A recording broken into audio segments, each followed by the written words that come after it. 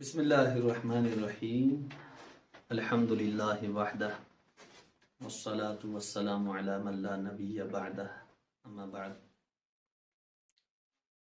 فجر کی سنتوں کا کیا حکم ہے اور ان سنتوں کی فضیلت؟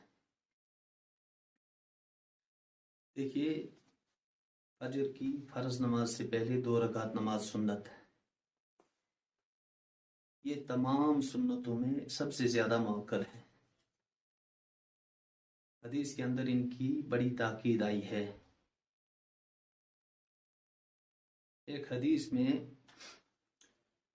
اللہ کے رسول صلی اللہ علیہ وسلم نے ارشاد فرمایا، رکعتا الفجر خیر من الدنیا وما فیہا۔ فجر کی 2 سنتیں دنیا اور دنیا میں جو کچھ ہے اس سے بہتر ہے۔ ایک حدیث میں آپ صلی اللہ علیہ وسلم نے ارشاد فرمایا کہ فجر کی سنتیں پڑھا کرو، فجر کی 2 سنتیں مت چھوڑو، انہیں پڑھا کرو، اگرچہ تمہیں گھوڑے رون ڈالیں پھر بھی فجر کی سنتیں نہ چھوڑو۔ اس سے فجر کی سنت کی اہمیت کا اندازہ خود لگا لیں۔ نبی علیہ السلام نے کبھی فجر کی سنتیں ترک نہیں کی۔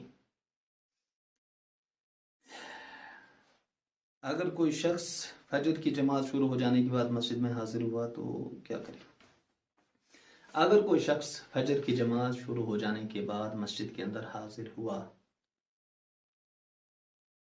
اگر اسے توقع ہے کہ میں سنتیں پڑھ کر کے امام صاحب کو دوسری رکعت کے قیام میں یا دوسری رکعت قیام کے بعد امام صاحب کو قعدے میں پا لوں گا، تو اس صورت میں بعد میں آنے والے نے پہلے سنت پڑھنی ہے، اس کے بعد جماعت کے ساتھ شریک ہونا ہے۔ لیکن اگر اسے ایسا لگ رہا ہے کہ اگر میں سنت پڑھنے میں مشغول ہو جاؤں گا امام صاحب سلام پھیر دیں گے، تو اس صورت میں یہ جماعت کے ساتھ شامل ہو جائے۔ لیکن اگر اسے یقین ہے کہ امام صاحب کے سلام پھیرنے سے پہلے قعدہ اخیرہ میں بھی میں امام صاحب کے ساتھ شامل ہو جاؤں گا، تو اس صورت میں یہ شخص پہلے سنتیں پڑھ لے۔ اور اگر کسی کی فجر کی سنتیں چھوٹ گئیں تو کیا کرے؟ فجر کی سنتیں اپنے گھر میں پڑھنا بہتر ہے۔ جناب رسول اللہ صلی اللہ علیہ وسلم حجر مبارکہ میں سنتیں پڑھ کر کے مسجد میں تشریف لے جاتے تھے۔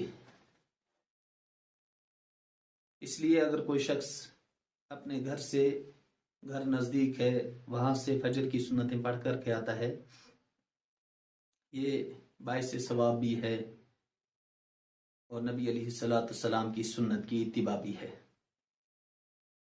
اگر مسجد میں پہنچنے کے بعد یہ جماعت کے ساتھ شریک ہو جاتا ہے یا سنت پڑھنے میں اتنا وقت لگتا ہے کہ امام صاحب سلام پھیر دیں گے اور یہ جماعت کے اندر شامل ہو جائے، اب اس کے لیے حکم یہ ہے کہ یہ طلوع آفتاب کے بعد اشراق کے وقت میں ان سنتوں کو پڑھ لے۔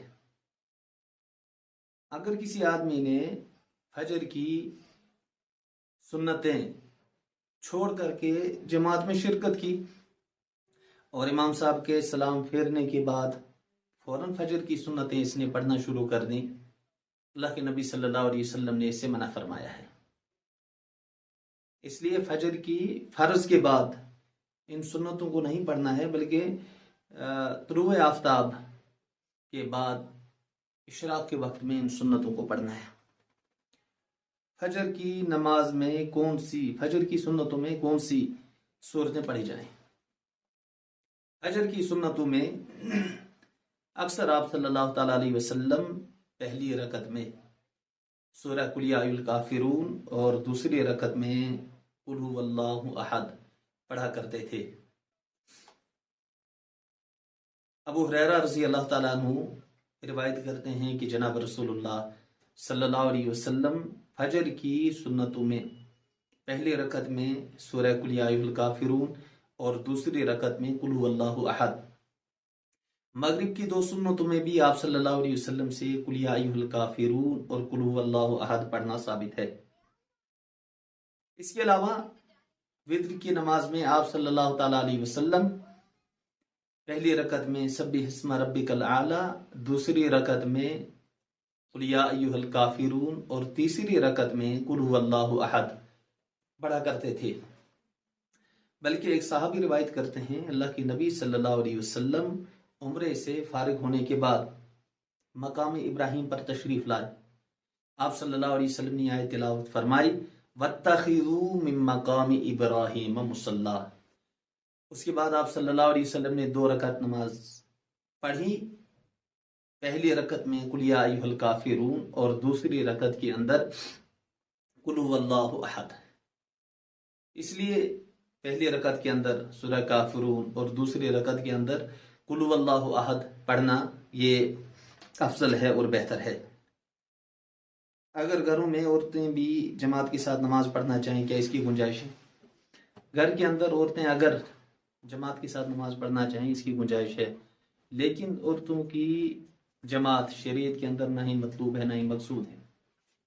اگر کسی آدمی کی جماعت کی نماز چھوٹ گئی مسجد سے اور وہ گھر میں جماعت کے ساتھ نماز پڑھنا چاہتا ہے تو وہ اپنی بیوی کو اپنے ساتھ شامل کر سکتا ہے۔ اس صورت میں بیوی اس کے پیچھے کھڑی رہے گی اور اس کا شوہر امام کے طور پر آگے کھڑا رہے گا، اس کی گنجائش ہے۔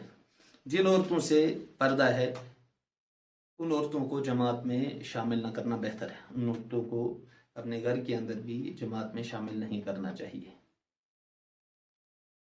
اللہ تعالیٰ عمل کی توفیق نصیب کرے۔